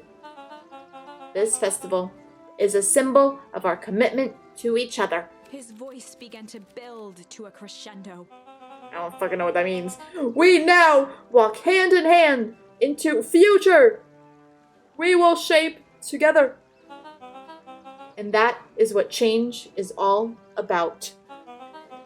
Grabbing the future by the scruff of the neck and making things happen. Change is a choice. I am tickled pink that we will all be making that choice together. How great is that? Just imagine what we can accomplish. What was that? The crowd began to look around nervously. Don't worry, a little thunder isn't going to ruin the day. Everyone remain calm. Mr. Kerr quickly flicked through his note cards. Where was I? Through all my years of travels, I have learned one true thing. Our speech is giving. We did it, Joe. You're going to be the next president of the United States. Thunder. Thunder. We did it, Joe. We did it, Joe. One thing always reaps what they sow. We always... Like, where am I grabbing these words? We have all planted a lot of good in this town. And so, it is with a happy heart that I can proclaim... He raised his hands up to the heavens. Our harvest!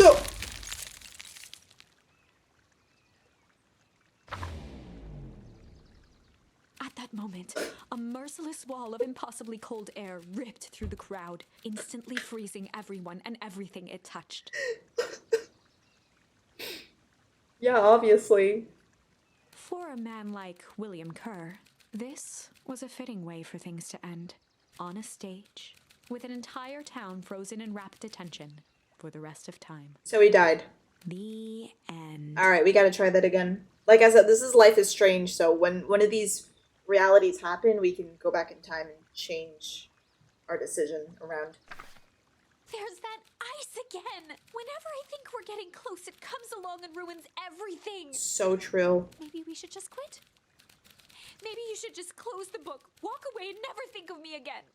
Oh, I'm tempted. No, I don't mean that. Oh, same. We got a little closer this time. We just need to try again. Please. Alright, let's see what we can do.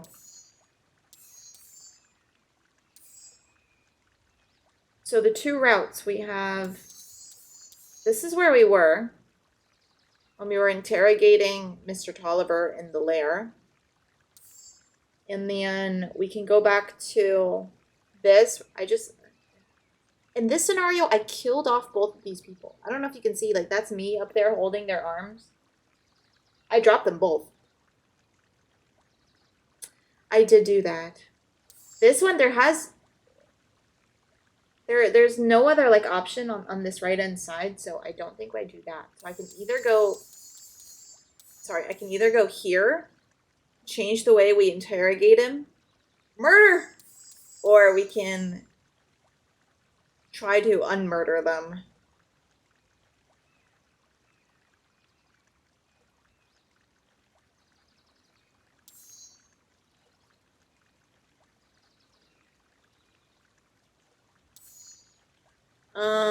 I guess we can try to unmurder.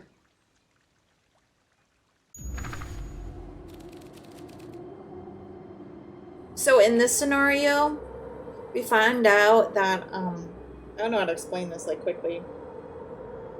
The town that the festival was just being held at is a replica of the real town. This is the real town, the frozen town. And we're falling into something called the Source, which is like a giant pit.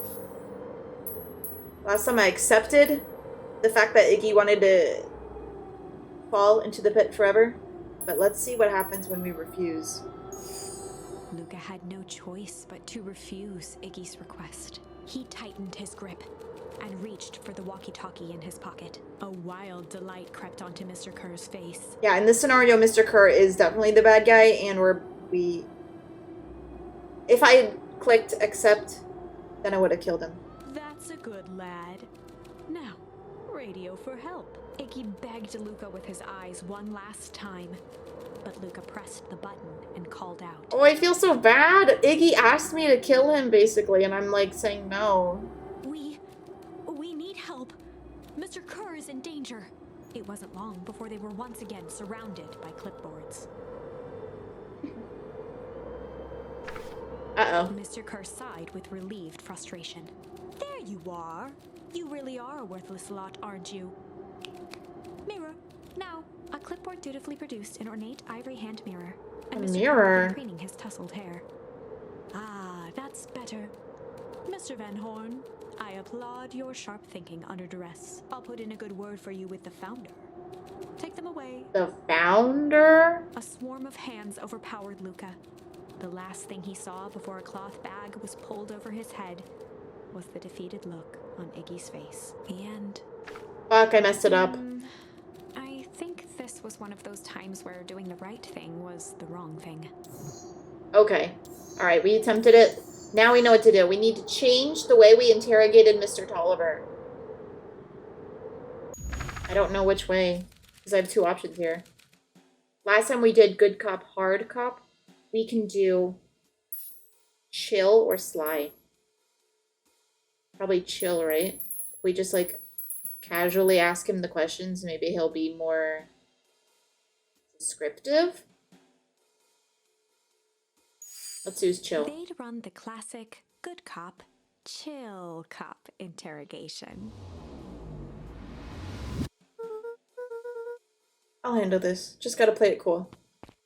Luca walked calmly to the light switch, flicking it off and on a few times.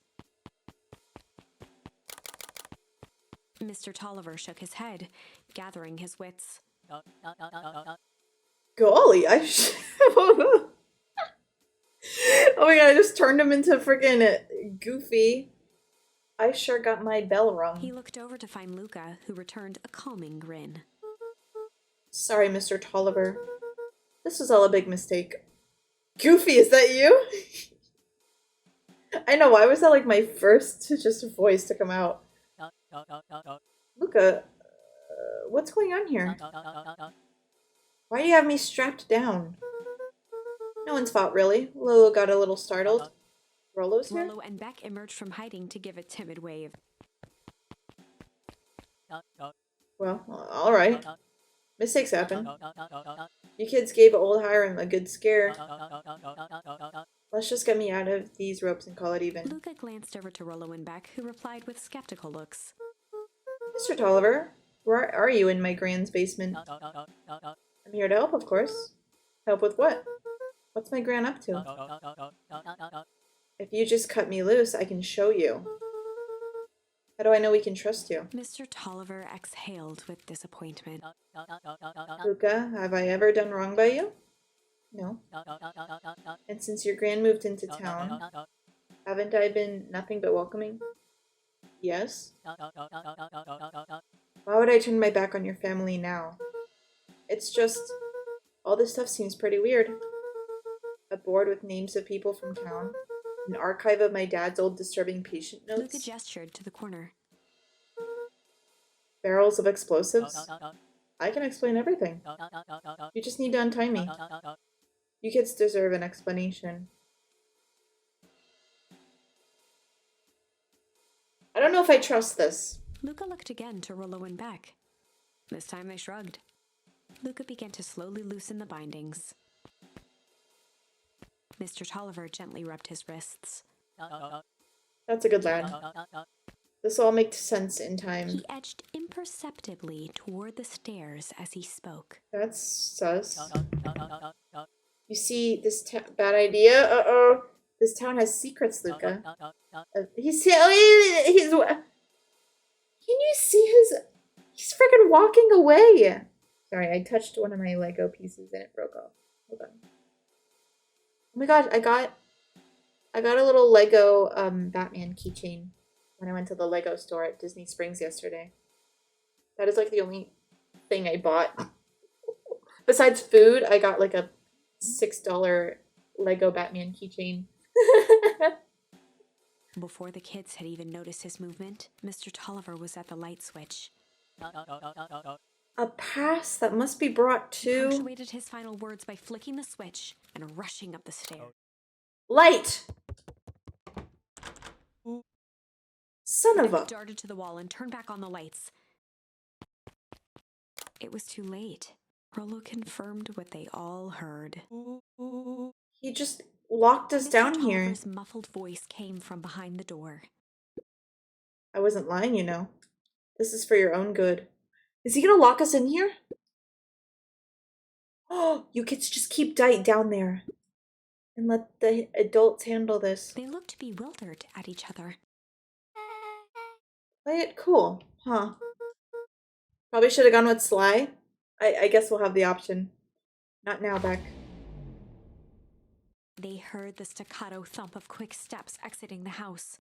The kids looked down in resignation. This isn't how it goes in Hank Atomic. For some reason, they'd always assumed it was up to them to save their town. Luca opened his mouth, hoping to conjure some magical words to make this right. Only a hollow croak escaped. The end. Well, we certainly aren't going to find a grand resolution to our tale locked in a basement. We'll go with Sly. Back to the drawing board. I think that's my only option, correct? Yeah. Let's go Sly. Good cop, Sly cop. They'd run the classic good cop, sly cop interrogation. By the way, this like game mode is so cool. Luca and Rollo ducked behind a barrel, leaving Beck to her task. I don't know what to call it, but like the whole rewrite your story with a book type thing. Very neat. With a few crisp snaps, she roused Mr. Tolliver. Oh, Beck's gonna take over. I like this. What's going on here? You're that Modoil girl. Please, call me Beck. Sorry about all this. Mr. Tolliver looked down and shifted a bit, testing his restraints. It seems there's been a mix-up. You see, I'm down here for the same reason you are. Juniper sent you here? Beck caught herself before letting the surprise manifest on her face. She'd already gotten him to reveal his relation to Gran. Okay, Mrs. Sly Cop. This was gonna be easy. You know how Juniper is with her precautions.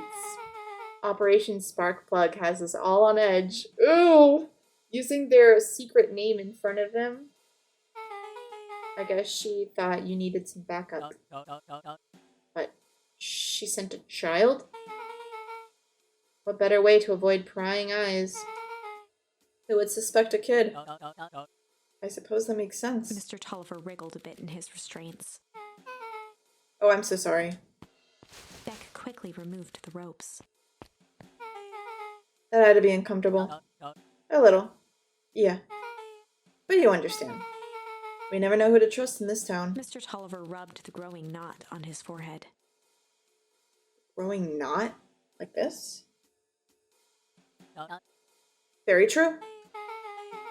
So it turns out we're both here Beck twirled too. her hand, as if to prompt Mr. Tolliver to finish her thought. Destroy the evidence. Beck shook her head and clicked her tongue. Yep. The old gal is nothing if not thorough. Mr. Tolliver let out an amused huff in agreement. She sure is. Oh my god, Bleckett. Bleckett. I was gonna say, Beck is like killing it. Can't blame her though. If anyone were to find out, we're going to destroy the source. We both know how bad that might be. So that's what they're doing. They're trying to destroy the giant hole that Iggy and Mr. Kerr are about to die into. No one will know anything once I finish cleaning things up down here. Beck was on a roll now, playing Mr. Tolliver like a fiddle. You're sure you can finish this up on your own? Juniper trusted me for a reason. You can leave the rest to me. Good, there is one more loose end I'll go work on. Loose end? Oh, it's nothing really. The other day I had the radio on scan while restocking the candy shelf.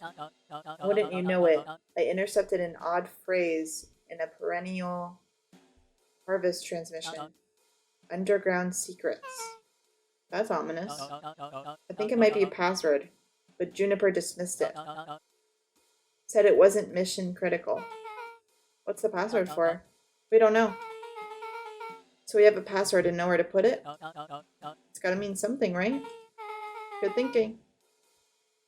You should probably go work on that. I've got this under control.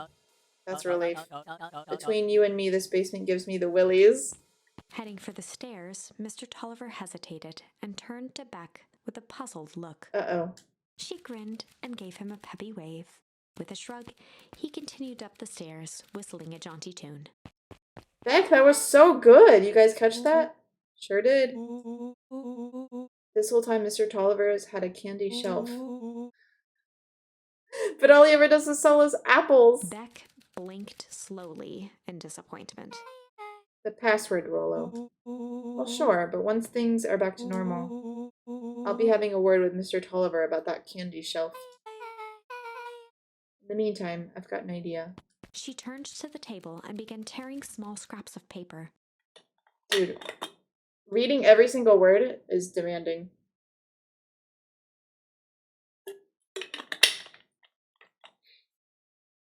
Okay, let's continue. He said he heard a password on the radio. Any good spy transmission is never what it seems. Beck marked each scrap of paper and leaned back. You just need to find the hidden meaning. Okay. Oh, thanks, Fliffy. I will. I was saying earlier, this might be a little gross, but my water bottle smells a little weird. Because I filled it up at one of those like soda machines where you like put it on the, you know what I'm talking about? At Disney Springs yesterday, so I guess I need to clean my water bottle, but it's fine. I think it's just like the rim where I put it to rest on the soda machine. It smells a little strange. But I don't know if you saw this, but I got it when I went to Universal. New Spider-Man water bottle. Okay, anyways. Buried, covered. Could it be a cover-up? Maybe it's one of those each letter is a number thingies.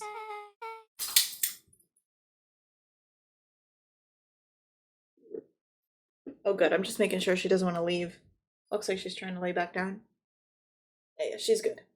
U would be 21. N would be 14. D would be... Oh. It's an anagram. Nuncreed's Drug Store. And Beck looked at Rollo with amazement.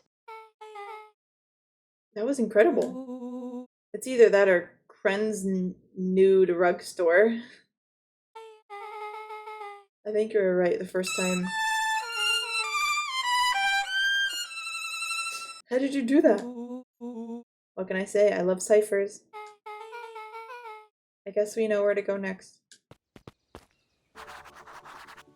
Alright, let's go investigate the drugstore. I will say Mr. Nuncreed is a freaking creep. In one of these realities, let's remember that my grandma poisoned him. Or was trying to. So, this lady, she's also in Operation Sparkplug with my grandma and Mr. Tolliver. So, it's a little weird that she's out and about. Scared me half to death. Sorry. You kids haven't seen Mr. Tolliver around, have you? No? He's got me waiting around like the last slice of pie. I swear that man would be late to his own funeral. Alright, let's go check on the drugstore. What was that? Oh, I'm just leaning on it.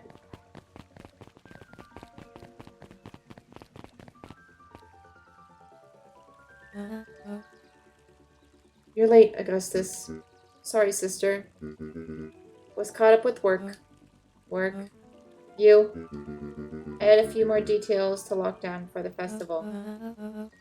What do you have to report? What is this insipid town festival really about? Gus looked around nervously. I think Mr. Kerr really does just want to do something good for the town. He's actually a pretty nice guy. You should spend some time with him. I didn't pull strings installing you as mayor so that you could make friends. Your job is to help me figure out what Kerr and Perennial Harvest's true intentions are with the town. We have a responsibility. This is our father's town. Was. Excuse me? This was our father's town. He's gone. And he isn't coming back. Father left us with nothing but problems. Mr. Kerr came here and offered to help us. We accepted that help. We didn't agree to them turning Father's warehouse into a toxic dumping ground. That is just a temporary arrangement. Oh, you see my dog?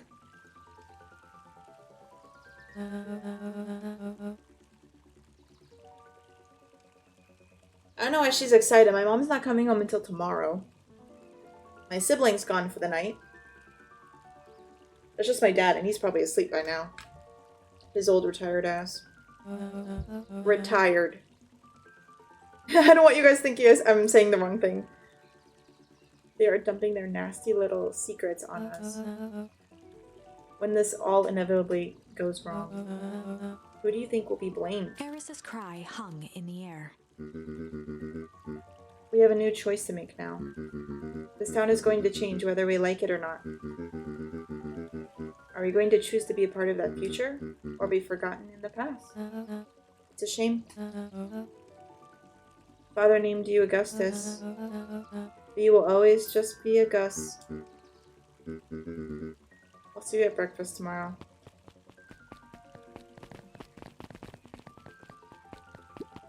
It's getting late, children.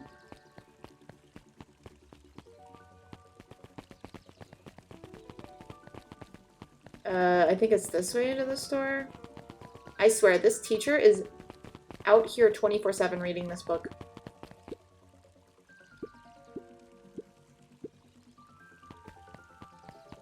Must be a really freaking good book. Leia! What's going on? Oh my god, that's that kid! How do I explain this kid? Apparently he was, like, adopted into the mansion. Kind of like a Dick Grayson move.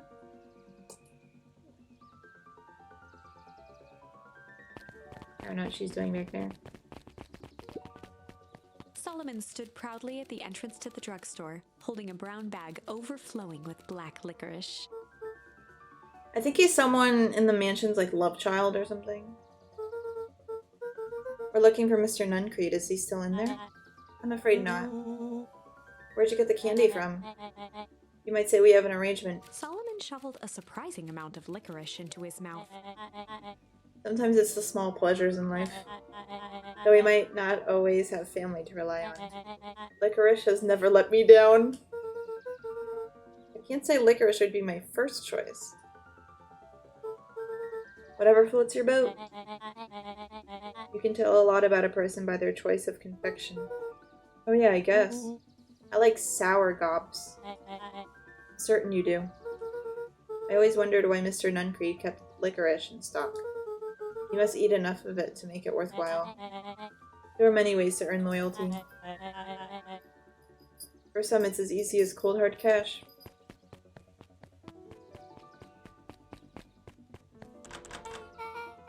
Oh, he's right. It's locked. Leia, what are you doing?